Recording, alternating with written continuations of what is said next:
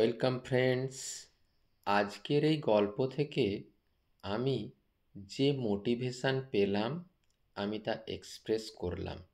বন্ধুরা কী ধরনের মোটিভেশান পেল তা অবশ্যই কমেন্ট বক্সে লিখতে যেন ভুল না করে। পাহাড়ের কোলে একটি ছোট্ট গ্রাম মহেশপুর। সেখানে বাস করে রবি নামের একটি অত্যন্ত মেধাবী, ধার্মিক এবং দরিদ্র পরিবারের সন্তান। সবুজে ঘেরা তার গ্রামের এক পাশে ছিল সুদূর পর্বত, পাশেই ছিল একটি সুন্দর মঠ, আর কিছু দূরেই ছিল সমুদ্রের হাতছানি। প্রকৃতির সমস্ত বিষয়ে ছিল রবির গভীর অনুসন্ধিৎসা। সূর্যোদয়, সূর্যাস্ত, গাছের বেড়ে ওঠা, পাহাড়ের ছোট্ট নদীর বয়ে যাওয়া, ঝড় বৃষ্টি, বজ্রপাত, রবির বারে বারেই মনে হতো বোধহয় সময়ের সাথে সাথে সবই পরিবর্তন হয়। একদিন গণিতের শিক্ষক রবিকে একটি প্রশ্ন করল। ধরো রবি, তোমার কাছে ৮৬,৪০০ টাকা আছে। তোমার ১০ টাকা হারিয়ে গেলে তোমার কাছে আর কত টাকা থাকবে? রবি গণিতে ভালো, তাই সে জবাব দিল, স্যার, আমার কাছে ৮৬,৩৯০ টাকা থাকবে। স্কুল থেকে বাড়ি ফেরার সময় রবি মনে মনে ভাবল, আচ্ছা, আমারও যদি ১০ টাকা হারিয়ে যায় তাহলে?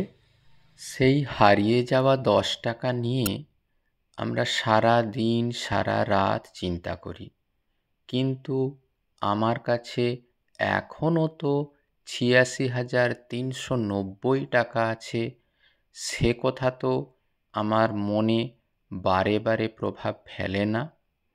তাহলে কি হয় যাতে এই ১০ টাকার জন্যই সারাদিন মনে এই প্রভাব আসতে থাকে?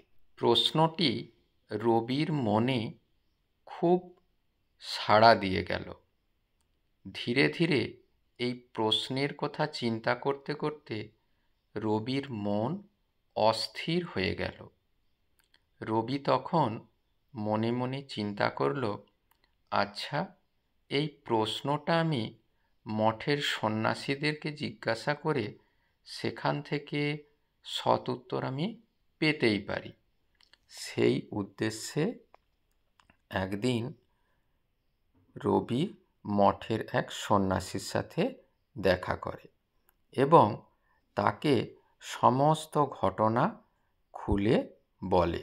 মঠের সন্ন্যাসী রবিকে বলল, রবি, তুমি ৮৬,৪০০ মানে খুঁজে পেয়েছ কি?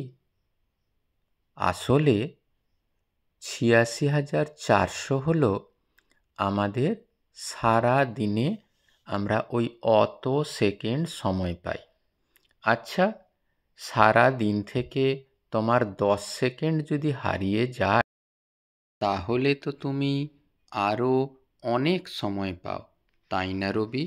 আচ্ছা, তুমি সারাদিন ওই হারিয়ে যাওয়া ১০ সেকেন্ড সম্পর্কে বেশি বেশি চিন্তা করে দিনের সমস্ত সময় তুমি নষ্ট করে দেবে? না, ওই চিন্তাকে মন থেকে দূরে সরিয়ে রেখে সারা দিনের কাজ তুমি আপন মনে যেমন সময় এগিয়ে যায় সেই গতিতেই করবে। আমাদের মন ভীষণ দুষ্টু, তাই ওই ১০ সেকেন্ড সময়ে কে কোনো খারাপ কথা বলল বা তোমাকে বিব্রত করল, সেই কথা নিয়েই আমরা দিনের সমস্ত সময়টা কাটিয়ে দেই। আমরা গভীরভাবে চিন্তা করলে দেখব এই খারাপ স্মৃতি আমাদের ভবিষ্যতের ভালো চিন্তা বা উন্নত কর্মকাণ্ডে বাধা সৃষ্টি করে। অল্প সময়ের খারাপ স্মৃতি এবং নেগেটিভ চিন্তাকে দূরে সরিয়ে যদি পজিটিভ চিন্তা, মনোসংযোগ দিয়ে কাজ করা যায়, তাহলে ওই ছোট্ট সময়টাকে আমরা নিশ্চিন্তেই অতিবাহিত করতে পারবো আপন মনে। এ কথা রবিকে তার মঠের সন্ন্যাসী বুঝিয়ে বলল। পরদিন রবি সমুদ্রের কাছে আপন মনে হাঁটছিল। সে দেখল প্রতি মুহূর্তে একটি করে ঢেউ আসছে, আবার ফিরে যাচ্ছে। কিন্তু আগের ঢেউ কতটুকু এসেছে সে খবর কিন্তু পরের ঢেউ রাখে না। অর্থাৎ পুরানো ভালো মন্দের স্মৃতি পরের ঢেউ যেমন মনে না রেখে আপন গতিতে চলে, প্রকৃতির নিয়মে চলে, সেইভাবেই প্রত্যেক মানুষেরও বোধহয় এমনই চলা উচিত। তাহলে সময়ের সাথে আমরা নিশ্চিন্তেই এগিয়ে যেতে পারব। গল্পের থেকে বন্ধুরা কি মোটিভেশন পেল তা যেন কমেন্ট বক্সে লিখতে ভুলো না। আর এই ধরনের মোটিভেটিভ ভিডিও পেতে চ্যানেলটি সাবস্ক্রাইব করে রাখার অনুরোধ করলাম। Thank you for watching this video.